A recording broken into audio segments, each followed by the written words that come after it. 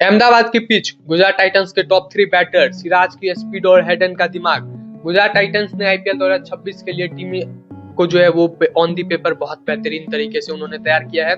लेकिन क्या राशिद खान का गिरता हुआ फॉर्म उनके लिए खतरे की घंटी है? क्या मिडिल ऑर्डर बल्लेबाजी उनको जो है वो टॉप 4 से, फाइनल खेलने से और ट्रॉफी से दूर कर देगी? इस वीडियो में जो हम लोग है स्वॉट एनालिसिस करने वाले हैं गुजरात टाइटंस के ऊपर। तो नमस्कार दोस्तों, हाथ जोड़ के आप सभी का इस वीडियो में स्वागत है हमारे चैनल पे। आज हम बात करेंगे 2022 की चैंपियन गुजरात टाइटंस की मिनी ऑक्शन 2026 में। तो बहुत अच्छा उन्होंने परफॉर्म किया। वहां पे उन्होंने जेसन होल्डर को खरीदा और उसके बाद आशीष नेहरा की कोचिंग और मैथ्यू हेडन की नई बैटिंग टिप्स के साथ क्या गुजरात टाइटंस जो है वो इस सीजन एक बार और फिर जो है वो चैंपियन बन सकती है? चलिए हम लोग देखते हैं, लेट्स ब्रेक इट डाउन। तो सबसे पहले अगर हम लोग गुजरात टाइटंस के स्ट्रेंथ की बात करें तो क्या है इनकी सबसे बड़ी स्ट्रेंथ? तो इनकी सबसे बड़ी स्ट्रेंथ जो है इनकी बल्लेबाजी है। भाई साहब, टॉप 3 बल्लेबाजी इनकी बहुत बड़ी स्ट्रेंथ है। शुभमन गिल, साई सुदर्शन और जॉस बटलर। क्योंकि हमने देखा पिछले भी सीजन में और उससे भी कई पिछले सीजन में अगर हम बात करें तो टॉप 3 बल्लेबाजी गुजरात टाइटंस की बहुत बेहतरीन नजर आती है।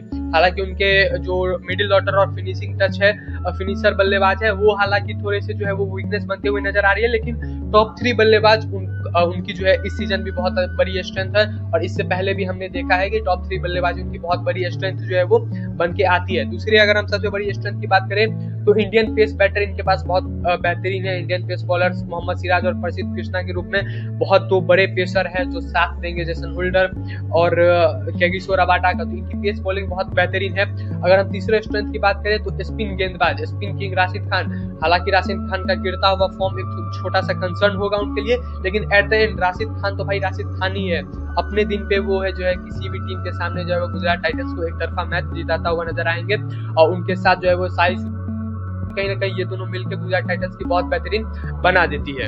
अब अगर हम वीकनेस की बात करें तो गुजरात टाइटंस की सबसे बड़ी वीकनेस क्या होगी? तो सबसे बड़ी पहली वीकनेस जो मुझे नजर आती है वो है मिडिल ऑर्डर बल्लेबाजी। जी हाँ, मिडिल ऑर्डर में अगर हम बात करें तो टॉप 3 तो आपके शुभमन गिल, साई सुदर्शन और जॉस बटलर हो ही जाएंगे। लेकिन उसके बाद डेविड मिलर के जाने से जो है वो कहीं ना कहीं मिडिल ऑर्डर उनकी थोड़ी सी कमजोर हो चुकी है। उनके पास जो है वो शाहरुख खान, ग्लेन फिलिप्स और राहुल तेवतिया के रूप में 3 बल्लेबाज हैं।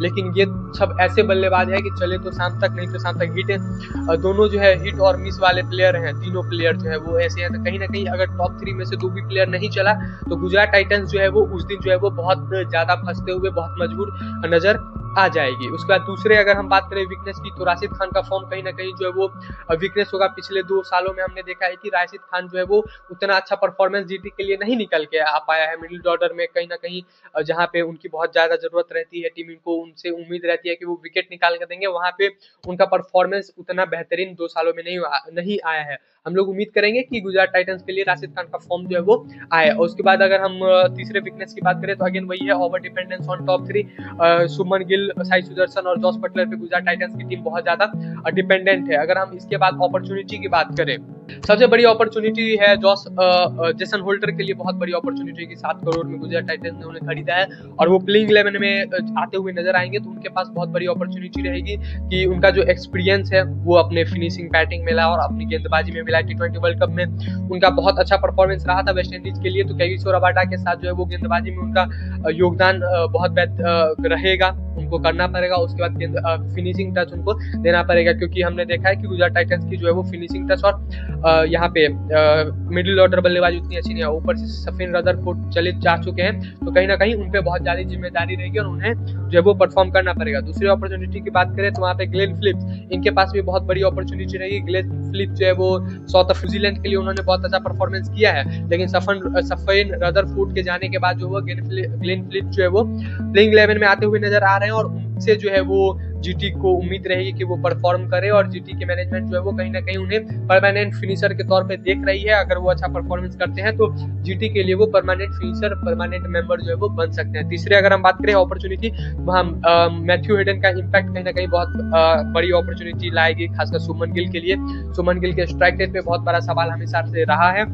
तो कहीं ना कहीं मैथ्यू हेडन जैसा जो दिमाग आएगा, जो बैटर आएगा, वो कहीं ना कहीं बैटिंग कोच में जो वो उनके फिलॉसफी के चक्कर में चलते जो है शुभमन गिल कहीं ना कहीं अपने डिस्ट्रक्टिव अवतार में आ सकते हैं। और उसके बाद अगर हम थ्रेड्स की बात करें सबसे बड़ी थ्रेट्स है इंजरी कंसर्न, जहाँ पे वॉशिंगटन सुंदर, प्रसिद्ध कृष्णा वो इंजर्ड ही रहते हैं, इंजर्ड से रिकवरी उन्होंने किया है। अगर वो दोनों इंजर्ड हो जाते हैं, दोनों में से कोई या दोनों इंजर्ड हो जाता है, तो कहीं ना कहीं गुजरात टाइटंस की टीम जो है वो फंसते हुए नजर आ रही है। और उसके बाद हम दूसरे थ्रेट्स की बात करें तो वहाँ पे जो कहीं ना कहीं ये जॉस बटलर का फॉर्म जो कहीं ना कहीं फिलहाल बहुत खराब है, तो कहीं ना कहीं वो बहुत बड़ी थ्रेट्स बनते हुए गुजरात टाइटंस के लिए नजर आ रही है। तो हमने स्ट्रेंथ, वीकनेस, अपॉर्चुनिटी और थ्रेट्स पे बात कर लिया। अब हम लोग चलते हैं क्या हो सकती है गुजरात टाइटंस की प्लेइंग 11 और इम्पैक्ट प्लेयर।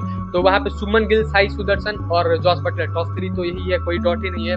4 नंबर पे ग्लेन फिलिप्स को मैं देख रहा हूँ, फिर Shahrukh Khan, Rahul Tewatia, Jason holder, Washington सुंदर, राशिद खान, मोहम्मद सिराज, प्रसिद्ध कृष्णा और इम्पैक्ट प्लेयर के रूप में जो है वो साई किशोर आ सकते हैं। ये मेरी प्लेइंग 12 जो है वो गुजरात टाइटंस की। आपका क्या है?